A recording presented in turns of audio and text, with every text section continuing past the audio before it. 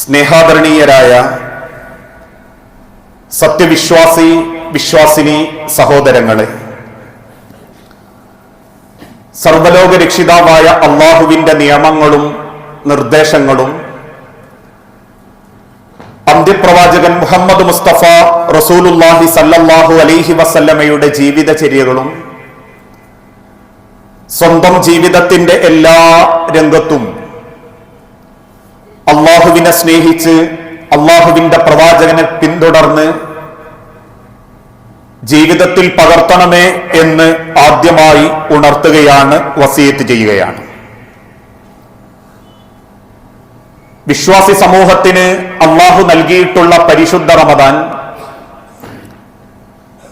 അതിന്റെ എല്ലാ ഐശ്വര്യങ്ങളും പവിത്രതയും വിശ്വാസികൾക്ക് നൽകി അതിവേഗം മുൻപോട്ട് കുതിച്ചുകൊണ്ടിരിക്കുന്ന ഒരു സമകാലിക സാഹചര്യമാണ് നമ്മളുടെ ഓരോരുത്തരുടെയും ജീവിതത്തിൽ. പലരും അതിനെ ഉപയോഗപ്പെടുത്തുന്നുണ്ട്, പലരും അതിനെ അശ്രദ്ധരാക്കുന്നുണ്ട്.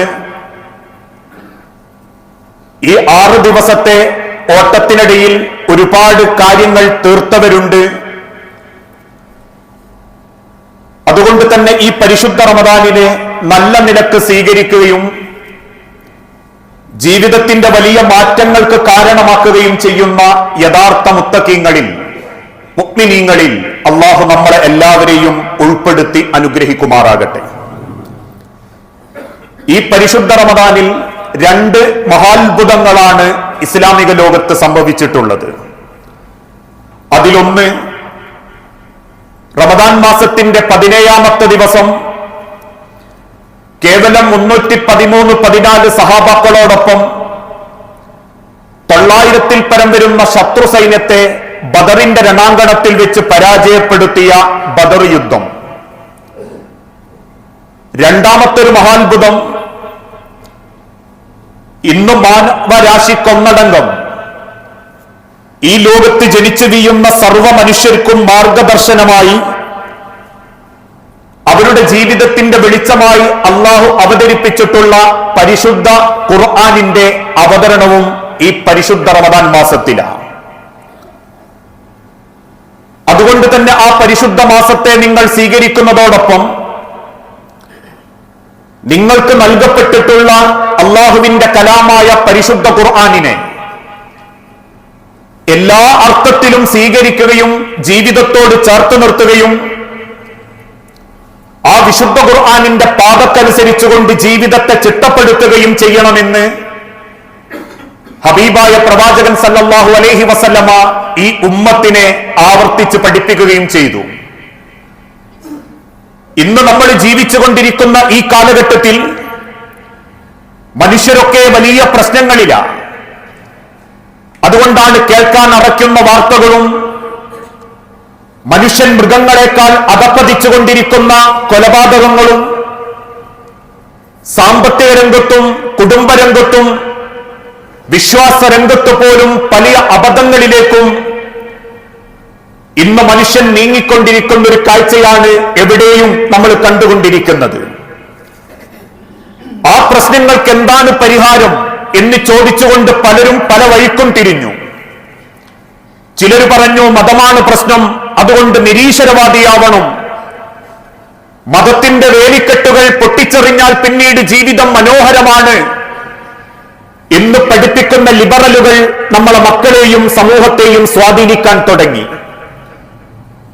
മറ്റൊരു കൂട്ടര് കരുതി കുത്തഴിഞ്ഞ ജീവിതത്തിലാണ് ജീവിതത്തിന്റെ ഏറ്റവും വലിയ ഭംഗി, അതുകൊണ്ട് കുടിച്ചാൽ കുറെ പ്രശ്നങ്ങൾ തീരും, വലിച്ചാൽ കുറെ പ്രാരാബ്ദങ്ങൾ തീരും, ഞരമ്പുകളിൽ കുത്തിത്താഴ്ത്തി വെച്ചാൽ കുറെ പ്രശ്നങ്ങൾ പരിഹരിക്കപ്പെടും എന്ന് ചിന്തിച്ചുകൊണ്ട് ജീവിതത്തിന്റെ ലഹരിയുടെ ലോകത്തേക്ക് മറ്റു ചില ആളുകൾ പ്രവേശിച്ചു. ഇങ്ങനെ പലരും പല പ്രശ്നത്തിലും അഭയം തേടുന്നത് മറ്റു പല കാര്യത്തിലുമാണ്. എന്നാൽ അള്ളാഹു വിശുദ്ധ ഖുർആനിലൂടെ പഠിപ്പിച്ചു, മനുഷ്യ സമുദായം നേരിടുന്ന ഏതേത് പ്രശ്നങ്ങൾക്കും അവർക്കുള്ള പരിഹാരവും അവർക്കുള്ള സമാധാനവും അള്ളാഹുവിന്റെ ഖുർആനിലുണ്ട്. 114 സൂറത്തുകളിലായി 6000-ൽ പരം വരുന്ന ആയത്തുകൾ മനുഷ്യന്റെ ജീവിതത്തിന്റെ വിശ്വാസങ്ങളെ ചർച്ച ചെയ്യുന്നുണ്ട്. മനുഷ്യന്റെ ജീവിതത്തിന്റെ കുടുംബങ്ങളെ ചർച്ച ചെയ്യുന്നുണ്ട്. മനുഷ്യ ജീവിതത്തിന്റെ സാമ്പത്തിക രംഗം, സാംസ്കാരിക രംഗം, ഇങ്ങനെ മനുഷ്യനുമായി ബന്ധപ്പെടുന്ന ഏതേത് വിഷയങ്ങളെയും സംസാരിക്കുന്നതാണ് അള്ളാഹുവിന്റെ ഖുർആൻ. അതുകൊണ്ടാണ് റബ്ബ് വിശുദ്ധ ഖുർആനിലൂടെ ഓർമ്മപ്പെടുത്തിയതും ഇന്ന ഹാദൽ ഖുർആന, തീർച്ചയായും ഈ പരിശുദ്ധ ഖുർആൻ യഹ്ദി, മനുഷ്യനെ സന്മാർഗത്തിലേക്ക് നയിക്കുന്നു, ലില്ലത്തി ഹിയ അഖ്വം, ചൊവ്വായ പാതയിലേക്ക്. ഒരു മനുഷ്യന്റെ ജീവിതത്തിന്റെ ഏറ്റവും നന്മയുടെ ഭാഗത്തേക്ക് അള്ളാഹുവിന്റെ ഖുർആൻ മനുഷ്യനെ നയിച്ചുകൊണ്ടിരിക്കുന്നു. ആ വിശുദ്ധ ഖുർആനിനെ പറ്റി അല്ലാഹു തആല തന്നെ ഓർമ്മപ്പെടുത്തി, മനുഷ്യരെ, നിങ്ങൾക്ക് ചിന്തിക്കാൻ പറ്റുന്നതിന്റെ അപ്പുറത്താണ് ഖുർആനിന്റെ ഗൗരവം. വിശുദ്ധ ഖുർആനിന്റെ മഹത്വവും അതിന്റെ ശ്രേഷ്ഠതയും നിങ്ങൾ ചിന്തിക്കുന്നതിന്റെ അപ്പുറത്തേക്ക് പോകും. ലൗ അൻസൽനാ ഹാദൽ ഖുർആന അലാ ജബലിൻ ലറഅയ്തഹു ഖാശിയൻ മുതസദ്ദിയൻ മിൻ ഖശിയത്തില്ലാ. അല്ലാഹു പറയുന്നു, ലൗ അൻസൽനാ ഹാദൽ ഖുർആൻ, ഈ ഖുർആനിനെ ഞാൻ ഒരു പർവ്വതത്തിന്റെ മുകളിലായിരുന്നു അവതരിപ്പിച്ചതെങ്കിൽ, ലറഅയ്തഹു, നിനക്ക് കാണാം ആ പർവ്വതത്തെ, ഖാശിയൻ, ഭയപ്പെടുന്നതായിട്ട്, മുതസദ്ദിയൻ, വിറച്ചുകൊണ്ടിരിക്കുന്നത് നിനക്ക് കാണാം. അള്ളാഹുവിന്റെ ഖുർആനിനെ ഒരു പർവ്വതത്തിന്റെ മുകളിലായിരുന്നു റബ്ബ് അവതരിപ്പിച്ചതെങ്കിൽ ആ പർവ്വതം പോലും വിനയാന്വിതനായി വിറയ്ക്കുന്നത് നിനക്ക് കാണാമായിരുന്നു എന്ന് പറയുമാറ് ശ്രേഷ്ഠമാക്കപ്പെട്ടതാ റബ്ബിന്റെ കലാം. മറ്റൊരു ഭാഗത്ത് അതുകൊണ്ട് തന്നെ അല്ലാഹു തആല വെല്ലുവിളിച്ചു, ഇസ്ലാമിനെതിരെയും ഖുർആനിനെതിരെയും. അത് മുഹമ്മദ് നബിയുടെ കൗലാണ്, മുഹമ്മദ് എന്തോ പറഞ്ഞുണ്ടാക്കിയതാണ്, ഖുർആനിനൊന്നും അത്ര വില കൊടുക്കേണ്ടതില്ല, അതിലെന്തൊക്കെയോ കുറെ കഥകളാണ് എന്ന് പറയുന്നവരെ അല്ലാഹു പരസ്യമായി ഖുർആനിലൂടെ വെല്ലുവിളിച്ചു. വഇൻ കുൻതും ഫീ റൈബിൻ മിമ്മാ നസ്സൽനാ അലാ അബ്ദിനാ ഫഅ്തൂ ബിസൂറത്തിൻ, നിങ്ങൾ അല്ലാഹുവിന്റെ ഖുർആനിനെ തൊട്ട് എന്തെങ്കിലും സംശയം നിങ്ങൾക്കുണ്ടെങ്കിൽ, നിങ്ങൾ അല്ലാഹുവിന്റെ ഖുർആനിനെ പറ്റി അതൊരു അബദ്ധമാണെന്ന് നിങ്ങൾ ചിന്തിക്കുന്നുണ്ടെങ്കിൽ, ഫഅ്തൂ ബിസൂറത്തിൻ, ഒരു സൂറത്തെങ്കിലും നിങ്ങൾക്ക് കൊണ്ടുവരാൻ പറ്റുമോ? മറ്റൊരു ഭാഗത്ത് അല്ലാഹു വെല്ലുവിളി ആവർത്തിച്ചു, ഫഅ്തൂ ബിആയത്തിൻ, ഒരായത്തെങ്കിലും നിങ്ങൾക്ക് കൊണ്ടുവരാൻ പറ്റുമോ? ഇന്ന് 800 കോടി ജനങ്ങളുള്ള ലോകത്ത്, 8000 കോടിയിലധികം ജീവിച്ചു മരിച്ച ലോകത്ത്, 6-ാം നൂറ്റാണ്ടിൽ അവതരിപ്പിക്കപ്പെട്ട ഈ ഖുർആനിന് ശേഷം ഏകദേശം 15 നൂറ്റാണ്ടുകൾക്കിപ്പുറം, അല്ലെങ്കിൽ 14 നൂറ്റാണ്ടുകൾക്കിപ്പുറവും ആ വെല്ലുവിളി ഇസ്ലാമിന്റെ ഒരു ശത്രുക്കൾക്കും ഏറ്റെടുക്കാൻ പറ്റിയിട്ടില്ല. ഇസ്ലാമിന്റെ കൊടിയ ശത്രുക്കൾ പലരും ഖുർആനിന് ബദലുണ്ടാക്കാൻ ശ്രമിച്ചു, ആയത്തുകൾക്ക് ബദലുണ്ടാക്കാൻ ശ്രമിച്ചു. അതുകൊണ്ട് തന്നെ വിശുദ്ധ ഖുർആൻ കൊടുക്കുന്ന നിർവചനവും അതിന്റെ ആയത്തിന്റെ മനോഹരിതയും അതിനേക്കാളേറെ ആ വിശുദ്ധ ഖുർആനിന്റെ പിന്നിലുള്ള റബ്ബിന്റെ തീരുമാനങ്ങളും ഈ ലോകത്തൊരാൾക്കും പകർത്തി എഴുതാനോ പുതിയതായിട്ട് കൊണ്ടുവരാനോ സാധിച്ചിട്ടില്ല. അതുകൊണ്ടാ ഇന്ന് ലോകത്തിന്റെ പല ഭാഗത്തും ആളുകൾ ഖുർആനിനെ സ്വീകരിച്ചു തുടങ്ങി. ഒരു കാലത്ത് ഇസ്ലാം വിരോധികളായിരുന്ന യൂറോപ്യന്മാർ ഇംഗ്ലണ്ടിൽ ഇന്ന് വേണ്ട ലോകത്തിന്റെ പശ്ചിമേഷ്യയും യൂറോപ്പും അടക്കമുള്ള പല രാജ്യങ്ങളും ഖുർആനിന്റെ പ്രതികൾക്ക് വേണ്ടി കാത്തിരിക്കാൻ തുടങ്ങി. ആയത്തുകളുടെ നിർവചനത്തോട് അവർ പഠിക്കാൻ തുടങ്ങി. ഓരോരുത്തരുടെ ഹൃദയത്തിലും വലിയ വെളിച്ചമുണ്ടാക്കാൻ വിശുദ്ധ ഖുർആനിന് സാധിച്ചു. ശത്രുക്കൾ പോലും എന്നും അസൂയപ്പെട്ടിട്ടുണ്ട്.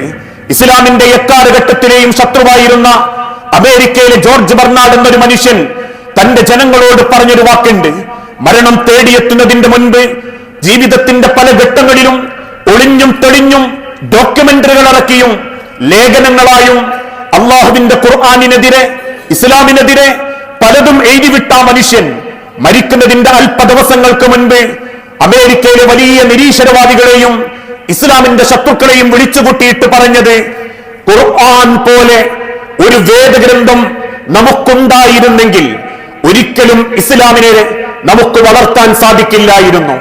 ഇസ്ലാമിനെ തകർക്കാൻ ശ്രമിച്ചിട്ടും ഖുർആനിനെ പോലെയുള്ള ഒരു വാക്ക് നമുക്ക് കൊണ്ടുവരാൻ പറ്റാത്ത കാലത്തോളം ഇസ്ലാമിനെ തകർക്കാൻ സാധ്യമല്ലെന്ന് അദ്ദേഹം കുമ്പസരിച്ചിട്ടുണ്ടെങ്കിൽ ഇന്നും ഇസ്ലാമിന്റെ ശത്രുക്കൾ പോലും അസൂയപ്പെട്ടതായിരുന്നു അള്ളാഹുവിന്റെ കലാം വിശുദ്ധ ഖുർആൻ. പക്ഷേ ആ ഖുർആനിനെ ഇന്ന് പരാജയപ്പെടുത്തുന്നതിൽ നമ്മളാ മുൻപന്തിയിൽ.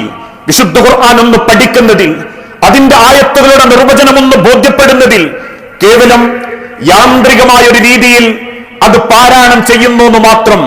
പാരായണം ചെയ്യണ്ട എന്ന് ലോകത്തിന്റെ ഹബീബായ നബി തങ്ങൾ പഠിപ്പിച്ചിട്ടില്ല. പാരായണം ചെയ്യാം, അതിന് കൂലിയുമുണ്ട്. പക്ഷെ ഖുർആൻ മനുഷ്യന്റെ ഹൃദയത്തിൽ വെളിച്ചമുണ്ടാക്കണമെങ്കിൽ, ഒരു സമൂഹത്തെ മാറ്റണമെങ്കിൽ അതിന്റെ നിർവചനം, അതിന്റെ അർത്ഥം ഓരോരുത്തർക്കും ബോധ്യപ്പെടേണ്ടതുണ്ട്. അല്ലാത്ത കാലത്തോളം ഖുർആനിന്റെ ആത്മാവ് നിങ്ങൾക്ക് കണ്ടെത്താൻ സാധിക്കുകയില്ല. ഉദാഹരണമായി നമ്മൾ ഓരോരുത്തരും സ്വയം ഒന്ന് ചോദിച്ചു നോക്കൂ, എന്തുകൊണ്ടാ സൂറത്തുൽ ബഖറക്ക് പശുവിന്റെ പേര്? എന്തുകൊണ്ടാ സൂറത്തുൽ അൻകബൂത്തിന് ചിലന്തിയുടെ പേര്? എന്തുകൊണ്ടാ സൂറത്തുൽ നഹ്ലിന് തേനീച്ചയുടെ പേര്? എന്തുകൊണ്ടാ സൂറത്തുൽ നംലിന് ഉറുമ്പിന്റെ പേര്? എന്തുകൊണ്ടാ സൂറത്തുൽ ഫാത്തിഹയെ സുലുസുൽ ഖുർആൻ എന്ന് അല്ലാഹുവിന്റെ ഹബീബ് വിളിക്കാനുള്ള കാരണം? ഇതൊന്നും നമ്മൾ പഠിച്ചിട്ടില്ല. ഈ ദുനിയാവിൽ ഇറങ്ങുന്ന ഏതേത് പുസ്തകങ്ങൾ പരതി പിടിച്ച് വായിക്കുന്നവനും അള്ളാഹുവിന്റെ ഖുർആൻ ഒരാവർത്തി മലയാളത്തിൽ ജീവിതത്തിൽ ആ വിശുദ്ധ ഖുർആനിന്റെ ആത്മാവറിയുന്ന രീതിയിൽ നമുക്ക് വായിക്കാൻ സാധിച്ചിട്ടുണ്ടോ? ചിലര് ചോദിക്കാറുണ്ട്, നീ ഇന്നത് വായിച്ചോ? വല്ലാത്തൊരു ഗ്രന്ഥമാ. നീ ഇന്നത് വായിച്ചോ? അല്ലെങ്കിൽ പൈലോ കൊയ്ലോന്റെ ആൽക്കമിസ്റ്റ്, അല്ലെങ്കിൽ മൂലധനം, അല്ലെങ്കിൽ കാറൽ മാക്സിന്റേത്, അല്ലെങ്കിൽ ഗാന്ധിയുടെ സത്യാന്വേഷണ കഥ. ഇതൊന്നും വേണ്ട എന്ന അർത്ഥത്തിലല്ല. ഇതൊക്കെ വായിക്കുന്നതിന്റെ അപ്പുറം അള്ളാഹുവിന്റെ ഖുർആൻ നിങ്ങളൊന്ന് വായിച്ചോ? ആ ആയത്തിന്റെ നിർവചനത്തിനനുസരിച്ച് ആ ആയത്തുകളെ പറ്റി നമ്മളൊന്ന് ചിന്തിച്ചോ? ഓരോ വാക്കുകൾക്ക് പിന്നിലുമുള്ള അള്ളാഹുവിന്റെ തീരുമാനങ്ങളും അത് ഇറങ്ങാനുള്ള കാരണങ്ങളും നിങ്ങൾ പഠിച്ചിട്ടുണ്ടോ? അത് പഠിച്ചിട്ടുണ്ട് എങ്കിൽ തീർച്ചയായും ഖുർആൻ നമ്മളെ ആത്മീയകരമായി ബാധിക്കും, ആത്മീയമായി നമ്മളെ മാറ്റും. അത് മാറ്റുന്നില്ലെങ്കിൽ നമ്മൾ ഖുർആനിനെ അവഗണിച്ചിട്ടുണ്ട്, ഖുർആനിൽ നിന്ന് നമ്മൾ അകന്നിട്ടുണ്ട്, ഖുർആനിനെ വേണ്ട നിലക്ക് പരിഗണിക്കാൻ നമുക്ക് സാധിച്ചിട്ടില്ല. ഇന്ന് 6ാമത്തെ ദിവസത്തിലേക്ക് എത്തുമ്പോ ഒരു 60 പേജ് വേണ്ട, ഒരു 6 പേജെങ്കിലും ഓതി തീർത്തവർ എത്ര നമ്മളെ കൂട്ടത്തിലുണ്ടാകും? അള്ളാഹുവിന്റെ പരിശുദ്ധമാക്കപ്പെട്ട വെള്ളിയാഴ്ചകളിൽ സൂറത്തുൽ കഹ്ഫ് നിങ്ങൾ പാരായണം ചെയ്യണം. എങ്കിൽ ഒരിക്കലും കഹ്ഫ് ഓതുന്നവനെ, അതിന്റെ ആദ്യ ഭാഗം മനഃപ്പാഠമാക്കിയവനെ അള്ളാഹു നരകത്തിൽ പ്രവേശിപ്പിക്കുകയില്ല. ഇതൊക്കെ നമ്മൾ പഠിച്ചവരാ, ആ ആയത്തുകളെ പറ്റി ചിന്തിക്കുന്നവരാ. പക്ഷേ അള്ളാഹുവിന്റെ ഖുർആനിനെ ആത്മാവിലേക്ക് ഇറങ്ങി പഠിക്കാൻ നമുക്ക് സാധിച്ചിട്ടില്ല. 6ാം ക്ലാസ്സോ 7ാം ക്ലാസ്സോ മദ്രസയിൽ പറഞ്ഞയച്ച വാപ്പാര് മക്കളെ തൊട്ട് പറയും, 7ാം ക്ലാസ്സിലെ മദ്രസയിൽ വിട്ടിട്ടുണ്ട്. ആ വിവരേ ഉള്ളൂ പലർക്കും, ആ അറിവേ ഉള്ളൂ പലർക്കും. അതുകൊണ്ട് ആ ഖുർആനിനെ പറ്റി പിന്നീട് അങ്ങോട്ട് ആർക്കും തിരിച്ചറിയാൻ പറ്റാത്തത്. ചില ഉദാഹരണങ്ങൾ നോക്കൂ. ഓരോ ആയത്തും നമ്മൾ പഠിച്ചതിൻ്റെക്കാളും അപ്പുറം അർത്ഥങ്ങളുള്ളതാ, വ്യാപ്തിയുള്ളതാ. അതിന്റെ ആത്മാവ്, ഓരോ ആയത്തിന്റെ ആത്മാവുകളും ചിന്തിച്ചെടുക്കാൻ പറ്റാത്തതിന്റെ അപ്പുറമാ. അതുകൊണ്ടാണല്ലോ വിശുദ്ധ ഖുർആനിൽ ഒരായത്ത് അവതരിക്കപ്പെട്ടിട്ടുണ്ട്. നമുക്കൊക്കെ അതിന്റെ അറിവ് അള്ളാഹുവിന്റെ തിരുദൂതനെതിരെ അള്ളാഹു ആയത്തിറക്കിയതാ. കാരണം ഒരിക്കൽ അബ്ദുല്ലാഹിബ്നു ഉമ്മി മക്തൂം എന്ന അന്ധനായ സ്വഹാബി പള്ളിയിലേക്ക് നടന്നു പോകുമ്പോ ദൂരത്ത് നിന്ന് അള്ളാഹുവിന്റെ റസൂലുള്ളാന്റെ സംസാരം കേട്ടു. ആ സംസാരം കേൾക്കുന്നത് കാത്തുനിന്ന് കേട്ട അബ്ദുല്ലാഹിബ്നു ഉമ്മി മക്തൂമിന് മനസ്സിലായി, എന്തോ ഖുർആൻ പഠിപ്പിക്കുക റസൂലുള്ള. ആ ആയത്തുകളും ആ വിശദീകരണവും കേട്ടപ്പോ വീണ്ടും അബ്ദുല്ലാഹ് റളിയല്ലാഹു അൻഹു പറഞ്ഞു, റസൂലേ അല്ലിന്നി, എന്നെയും കൂടി നിങ്ങൾ അതൊന്ന് പഠിപ്പിച്ചതാ, എനിക്കും കൂടി നിങ്ങളതൊന്ന് അറിയിച്ചതാ റസൂലേ. ആ സമയത്ത് അള്ളാഹുവിന്റെ തിരുദൂതൻ മദീനയിലെ പ്രമാണിമാരുമായി സംസാരിച്ചുകൊണ്ടിരിക്കുകയാ. ആ ചോദിച്ച അബ്ദുല്ലാഹിബ്നു ഉമ്മി മക്തൂമിന്റെ നേരെ റസൂലുള്ളാഹി ഒന്ന് തിരിഞ്ഞു. എന്നിട്ട് മനസ്സിലൊരു കണക്കൂട്ടി, അബ്ദുള്ള എന്തായാലും മുസ്ലിമാ, പള്ളിയിലേക്ക് പോവുക. ഈ പ്രമാണിമാരാവട്ടെ ഇസ്ലാമിനെ കുറിച്ച് പഠിച്ചിട്ടുമില്ല. അതുകൊണ്ട് അബ്ദുല്ലാഹിബ്നു ഉമ്മി മക്തൂമിനെ അള്ളാന്റെ തിരുദൂതൻ അവഗണിച്ചു, മനസ്സുകൊണ്ടങ്ങ് അവഗണിച്ചു. തിരിച്ചൊരു മറുപടിയും കൊടുത്തിട്ടില്ല.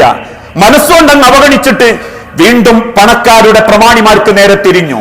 2ാമത്തെ തവണയും ശബ്ദം കേട്ടപ്പോ അബ്ദുള്ള വിളിച്ചു, നബിയെ അല്ലിന്നി, എന്നെയും കൂടി ഒന്ന് പരിഗണിക്കു നബിയെ.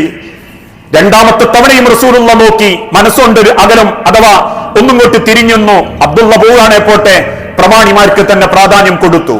3 തവണ റസൂലുള്ളാന്റെ ശബ്ദത്തിന്റെ നേരെ ആ ഭാഗത്തേക്ക് നോക്കിയിട്ട് ഒരു മറുപടിയും കിട്ടാതായപ്പോ അബ്ദുല്ലാഹിബ്നു ഉമ്മി മക്തൂം പുഞ്ചിരിയോടെ തപ്പിത്തടഞ്ഞ് മദീനത്തെ പള്ളിയിലേക്ക് നടന്നു. മണിക്കൂറുകൾക്കുള്ളിൽ നസലൽ അമീനു മലക്ക് ജിബ്രീൽ ഹാജരായി. അള്ളാഹുവിന്റെ റസൂലുള്ളാഹിനെ പൊതിഞ്ഞു പിടിച്ചു. പ്രവാചകന്റെ നെറ്റിത്തടം വേർത്തു, ശരീരമൊട്ടാകെ വേർപ്പ് ചാലുകൾ ഒഴുകി. ആയത്ത് അവതരിപ്പിക്കപ്പെട്ടു. ഒന്നാമത്തെ ആയത്ത് അബസവത്തവല്ല, നബിയെ മുഖം തുളിച്ച് പിന്മാറിയല്ലേ. അൻജാഅഹുൽ അഅ്മ, ഒരു അന്ധൻ നിന്റെ അരികിൽ വന്നപ്പോ, വമാ യുദ്രീക ലഅല്ലഹു യസക്ക, പ്രമാണിമാര് മുസ്ലിമായിട്ടില്ലെങ്കിൽ നിങ്ങൾക്ക് എന്ത് ഛേദമാ നബിയെ? ആ പാവപ്പെട്ട അന്ധന്റെ നേരെ തലതിരിക്കാൻ മാത്രം എന്താണ് നബിയെ എന്ന് അള്ളാഹു ചോദിച്ചപ്പോഴായിരുന്നു അള്ളാഹുവിന്റെ പ്രവാചകന് കണ്ണീരോടെ താൻ ചെയ്തു പോയല്ലോ എന്ന സങ്കടം തോന്നി. പക്ഷെ ആ സമയത്താണ് അബ്ദുല്ലാഹിബ്നു ഉമ്മി മക്തൂം എന്ന സ്വഹാബി പോലും അറിയുന്നത് നിന്റെ സംസാരം കേട്ടിട്ടും റസൂലുള്ള എന്നോട് പരിഗണിക്കാതിരുന്നതാണെന്ന്. ആ പരിഗണിക്കാതിരിക്കുന്നത് വാക്കുകൊണ്ടല്ല, നീ നടന്ന അബ്ദുള്ള എന്ന് പറഞ്ഞാൽ അത് വാക്കുകൊണ്ടായി. എനിക്ക് ഞാൻ പിന്നെ പറഞ്ഞത് അബ്ദുള്ള എന്ന് പറഞ്ഞാൽ അത് വാക്കുകൊണ്ടായി. പക്ഷേ റസൂലുള്ള നോക്കിയിട്ടേ ഉള്ളൂ, മനസ്സുകൊണ്ട് തീരുമാനിച്ചിട്ടേ ഉള്ളൂ, അബ്ദുള്ള എന്തായാലും പോയിക്കോട്ടെ എന്ന ചിന്ത, ആ മനസ്സിന്റെ ഉള്ളിലുള്ള ചിന്ത, ആ ചിന്തയാ റബ്ബ് പരിഗണിച്ച്, ആ മനസ്സാ പടച്ചോൻ പരിഗണിച്ച്, ആ മനസ്സ് നോക്കിയിട്ടാ റബ്ബ് പറഞ്ഞത് എന്ത്? അബസവത്തവല്ല, എന്തിനാ നബിയെ നീ ആ മുഖം ചുളിച്ചത് എന്ന്. അതിനർത്ഥം മനസ്സ് കൊണ്ടടക്കുന്നത് പോലും പടച്ചോൻ കുറ്റമായി രേഖപ്പെടുത്തും. ഇന്ന് ചില ആളുകള് മനസ്സിൽ കൊണ്ടടക്കുക പകയും വെറുപ്പും ഒക്കെ. 5-6 കൊല്ലം കൊണ്ടടക്കും, പിന്നെ നന്നാവുമ്പോൾ ചിലർ പറയും 5-6 കൊല്ലായിട്ട് നെഞ്ചിന്റെ ഉള്ളിൽ ഇങ്ങനെ കിടക്കുകയാണ്. കിടന്നാൽ ആ 6 കൊല്ലം നെഞ്ചിന്റെ ഉള്ളിൽ കുണ്ടടന്നാ കുറ്റ, 1 മണിക്കൂർ കുണ്ടടന്നാ കുറ്റ.